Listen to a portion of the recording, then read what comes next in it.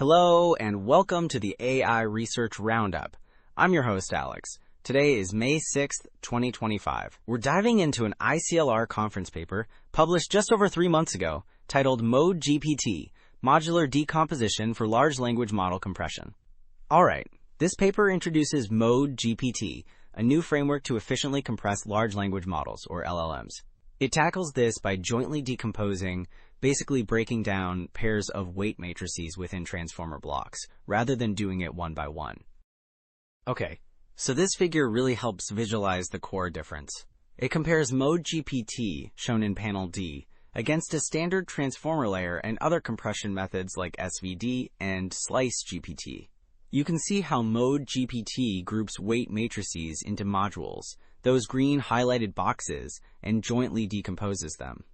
Unlike the others, this produces smaller matrices directly, without needing extra adapter layers, which is key to its efficiency. Okay, so this table then provides a neat comparison.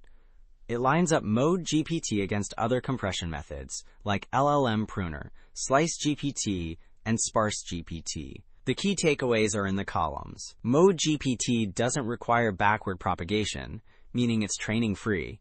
It adds no extra parameters, and it results in a fully structured compressed model. You can see it ticks all those boxes, unlike some of the other approaches shown here. Building on that idea, this diagram really breaks down the MoDeGPT framework within a transformer layer. Okay, you can see how it splits the layer into 3 colored modules: MLP, key query, and value output pairs. And importantly, it applies different decomposition methods, like Nystrom, CR, or SVD, tailored to each module type.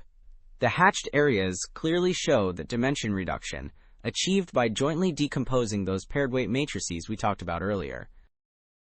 Okay, so how does this modular approach actually perform? Well, these results show perplexity comparisons for llama models. We see MoDeGPT lined up against other methods across various compression rates, like 10%, 30%, 50%. And importantly, MoDeGPT, being training-free, achieves really competitive perplexity, often the lowest, especially compared to other gradient-free approaches shown. This really highlights its effectiveness without that costly training step we discussed earlier. Moving beyond perplexity, this table shows zero-shot task performance for compressed Llama 2.7b and Llama 3.8b models. Alright, we're looking at different compression rates here, like 30%, 40%, 25%, across tasks like ARC, PIQA, and HeliSwag.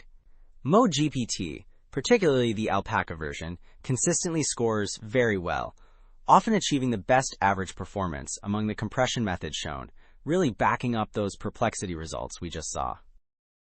Okay, and speaking of performance, this table highlights the importance of how MoDeGPT allocates compression across layers. It compares the standard dense model against uniform compression versus MoDeGPT's specific sparsity allocation strategy. You can see that simply applying uniform compression hurts performance quite a bit, but MoDeGPT's targeted allocation significantly improves both perplexity and zero-shot accuracy, getting much closer to the original model scores. This shows their allocation strategy is crucial. Okay, so besides improving accuracy compared to uniform compression, how does MoDeGPT's approach affect actual speed? Well, this table looks at inference speed and computational complexity for the Llama 2.7b model. Alright, comparing MoDeGPT to SliceGPT at various compression levels, we see significant gains, while compute complexity is similar.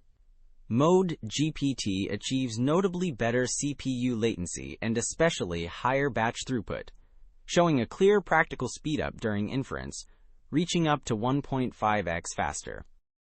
So, wrapping up our look at MoDeGPT, it really stands out as a clever, training-free approach to structured LLM compression. The key is that modular decomposition, which allows for significant compression and speedups while maintaining really competitive performance on various tasks. It's definitely a promising direction for deploying these large models more efficiently. Alright, that's all for this AI Research Roundup. Thanks for tuning in, and see you next time.